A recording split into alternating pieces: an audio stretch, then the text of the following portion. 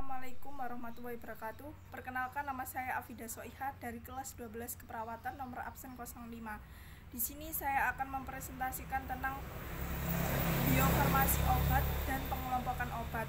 Biofarmasi obat adalah ilmu yang bertujuan untuk mempelajari pengaruh-pengaruh pembuatan sediaan farmasi terhadap efek terapeutik obat. Sebelum obat yang diberikan kepada pasien tiba pada tujuannya dalam tubuh, yaitu tempat kerjanya atau reseptor, obat harus mengalami beberapa proses. Secara garis besar, proses-proses ini dapat dibagi dalam 3 tingkat, yaitu 1. Fase biofarmasi. 2. Fase farmakokinetik. 3. Fase farmakodinamik. Fase biofarmasi atau farmasetika adalah fase yang meliputi waktu mulai penggunaan obat melalui mulut sampai pelepasan zat aktifnya ke dalam cairan tubuh. Fase ini berhubungan dengan ketersediaan farmasi dari zat aktifnya di mana obat siap diabsorpsi. 2. Fase farmakokinetika adalah fase yang meliputi semua proses yang dilakukan tubuh setelah obat dilepas dari bentuk sediaannya yang terdiri dari absorpsi, distribusi, metabolisme, dan ekskresi. Fase farmakodinamika adalah fase di mana obat telah berinteraksi dengan sisi reseptor dan siap memberikan efek. 2. Pengelompokan obat. Pengelompokan obat dibagi menjadi 7. Obat bebas ditandai dengan lingkaran berwarna hijau dengan garis tepi hitam. Ini menunjukkan bahwa obat tersebut dapat dibeli secara bebas tanpa menggunakan resep dokter. Kedua, obat bebas terbatas ditandai dengan lingkaran berwarna biru tua dengan garis tepi hitam.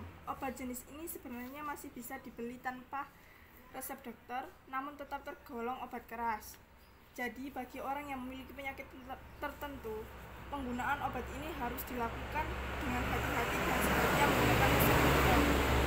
Ketiga, obat keras hanya bisa didapatkan dengan resep dokter. Golongan obat ini ditandai dengan lingkaran merah dengan garis tepi berwarna hitam dan huruf K di tengah yang menyentuh garis tepi. Keempat, ini merupakan golongan obat yang paling berbahaya. Obat golongan narkotik mempunyai simbol seperti tanda plus dengan lingkaran berwarna merah. Obat ini hanya bisa didapatkan dengan resep dokter dengan tanda tangan dokter disertai nomor izin praktik dokter pada resep tersebut dan tidak dapat menggunakan kopi resep. Kelima, obat fitofarmaka. Obat golongan ini memiliki tanda kristal salju berwarna hijau pada lingkaran kuning dengan tepi warna hijau.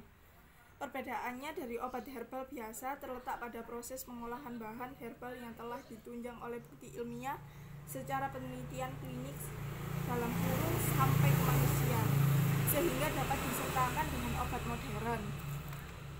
Keenam, obat herbal standar OHT. Golongan obat ini ditandai dengan simbol lingkaran kuning dengan garis tepi hijau dan gambar 3 buah bintang hijau di dalamnya. Obat ini merupakan obat yang diekstrak dari bahan alam seperti dari tanaman, hewan, maupun mineral. Umumnya obat ini telah ditunjang dengan bukti ilmiah, yaitu secara penelitian preklinik, uji toksisitas, dan dibutuhkan proses rumit, keterampilan, dan teknologi tinggi. 7. Obat herbal dalam kurung jamu.